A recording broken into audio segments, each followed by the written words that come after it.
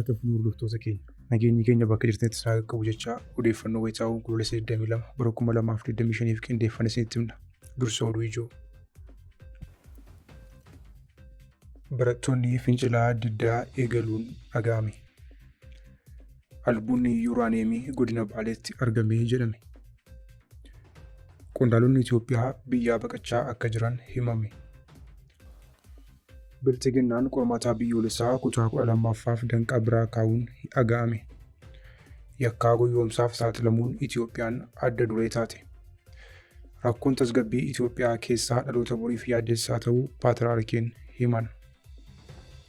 Warri toora YouTube chaanaalii kanaaf haaraa taatan subscribe, like, share gochuudhaan nu cinaa dhaabbadhaa jechaan gara bal'ina oduutti isin dabarsa. Barattoonni fincila diddaa eegalan. Barattoonni Yuunivarsiitii Amboo kaampaasii Hacaaluu Hundeessaa guyyaa har'aa gaafa Onkoloolessa 22 bara 2025 hiriira mormii gaggeessuun ajjeechaa suukkanneessaa hidhattoota finxaaliyyii faannoon raawwatamu balaaleffachuun dhaga'ame. Ajjeechaan, saamichi, buqqaatii fi daraan uummata Oromoo irratti raawwatamu haa dhaabbatu jechuun barattoonni kunneen nyaata lagatanii dhaadannoowwan garaagaraa dhageessisaa oolaniiru. Ajjeechaan kun kutaalee Oromiyaa iddoo garaagaraatti raawwatamaa akka turee fi jiru kan yaadachiisan barattoonni hiriira mormii gaggeessan kunneen hidhattoonni finxaaliyyii faannoo mormaa ilma Oromoo ciibsanii akka hoolaa dhibaayyuutti qaluuti haga ajjeechaa jumlaatti gochaa suukkanneessaa isaan raawwachaa jiran akka balaaleffatanii fi tarkaanfiin akka fudhatamuu qabu gaafataniiru.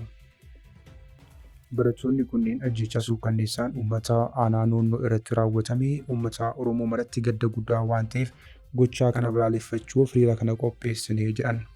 Haleellaa hidhattoonni faannoo godina Shawaa Lixaa aanaa noonnoo ganda halluu dinqiitti raawwataniin yoo xiqqaate lubbuun namoota 25 darbeera.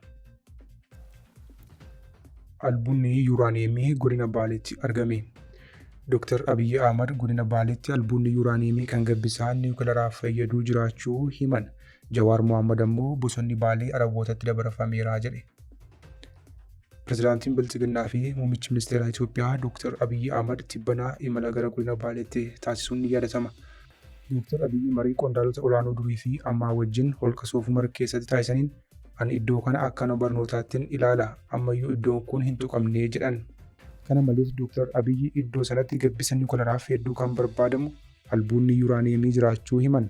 Akkasumas mallattoowwan gaazii boba'aan akka jiru agarsiisan arguus dabaluun dubbataniiru. Itoophiyaan dhiyeenya kana gabbisa niwukilaraa kaayyoo nagaaf oolu akka eegaltu kan ibsite yoo ta'u, Raashiyaa wajjinis dhimma kanarratti waliigaltee mallatteessiteetti. Kunituu kanaan jiru xiinxalaan siyaasaa gameessi Jawaar Mohaammed ammoo bosonni Baalee Arabootatti dabarfameera jedhe.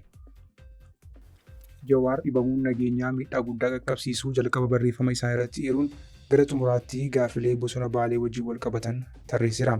Namoonni siyaasaa Abiyyi Ahmad wajjin imalanii fi mariitti turan gaarreen Baalee fi Yuunaayitid Arab Emireet gidduutti waliigalteen mallatteeffame maali?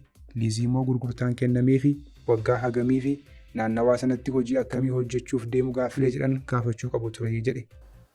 Jawaar dabaluun gaarreewwan Baalee uummata miliyoona 40 ol ta'an kan Oromiyaa, naannoo Somaalee fi biyya Somaaliyaa jiraatuuf wabii jireenyaa ta'uu eeruun Bilchiginnaan waan kana UAE'tti dabarseera jedhe.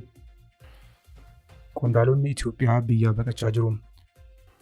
Qondaalonni impaayera Itoophiyaa hedduun biyyaa baqachaa kan jiran yoo ta'u, warri imbaasii fi konsiilaa garaagaraa keessa hojjetanis biyyattii hin deebinu jechuudhaan kooluu galtummaa gaafachaa jiru jedhame.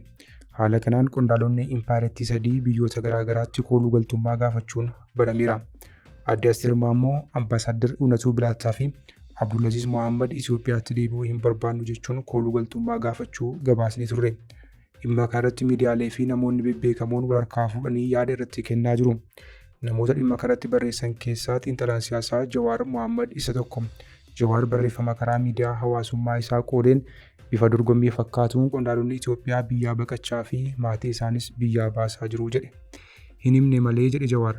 Ambaasaaddaroonnii fi qondaalonni biyyoota lixaatti ramadaman hedduun achitti hafuuf murteessuu isaanii akka beeku eere. Qondaalonni sadarkaa garaagaraa irra jiran biyyaa baanan akka hin deebine kan hime Jawaar kana bu'uura godhachuun Bilchiginnaan heeyyama waajjira ministeera muummeetiin ala qondaalonni kamiyyuu akka biyyaa hin baane uggura kaa'uu ibse. Wanti nama raaju ammoo qondaalonni impaayeratti carraa argatan maraan biyyaa dheessuu itti fufaniiru. Jawaar dabaluun hammi maallaqaa gara biyya alaatti baafamuu akkaan dabaluu yaadachiisuun Maallaqni dur irra jireessaan gara Duubaayitti ergamu amma Ispeen, Ingilizii fi biyyoota Awurooppaa birootti baafamaa jira jedhe. Wayyaaniin hattuu akka turtee fi waan hataa turtes biyyoota alaatti kuufachaa akka turte kan eere Jawaar, warri bilxiginnaa garuu waan isaan waggaa 27tti hatan dachaadhaa ol waggaa 7 keessatti hataniiru jedhe. Qondaalonni bilxiginnaa maallaqa baasan bu'uura seeraa tokko malee akka baasaa jiran kan hime Jawaar, qondaalonni hedduun nyaatamuu isaanii ibse. Eenyummaan namoota kanaas warra maallaqa karaa hawaalaa daddabarsan bira akka jiru himuun barreeffama isaa kana goolabe. Bilxiginnaan qormaata biyyoolessaa kutaa 12ffaaf danqaa biraa kaa'uun dhaga'ame. Kutaalee impaarettii hedduu keessatti barattoonni manneen barnootaa keessaa dirqiidhaan gara waraanaatti ukkaanfamaa, manneen barnootaas kaampii waraanaa ta'uudhaan tajaajilaa akka jiran ni beekama. Haala ulfaataa kana keessatti baratanii kutaa 12ffaa kan ga'an dhibbeentaan 94 ol yeroo kufanis dhaga'ameera.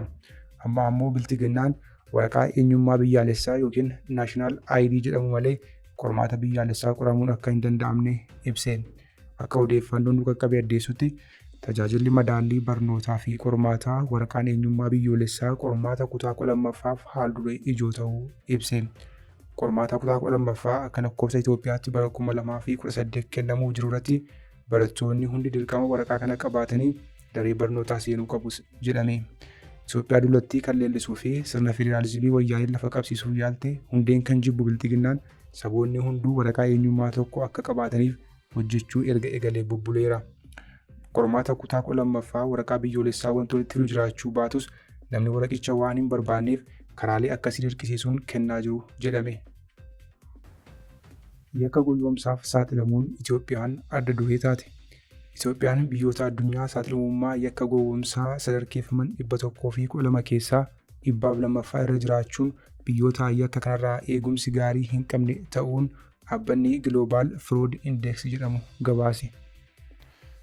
Qorannoo haaraa bara 2025 baaseen Itoophiyaan biyyoota Afrikaa 4 Naayijeeriyaa, Taanzaaniyaa, Ugaandaa fi Ruwaandaa qofa caaluun sadarkaa dhumaarra jiraachuu qorannichi ibseera.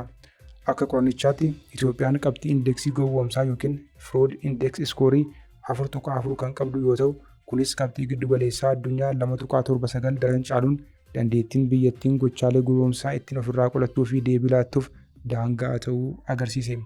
Indeksiin kun biyyoonni hagam yakka gowwoomsaaf saaxilamuu akka ta'an kan shallage utubaalee 4 irratti hundaa'eeti. Gochaawwan gowwoomsaa dhaqqabummaa qabeenyaa, giddu seentummaa mootummaa fi cimina dinagdeedhaanidha. Itoophiyaan gochaawwan gowwoomsaan qabxii 1.38 kan galmeessitedha. Giddugaleessaan addunyaan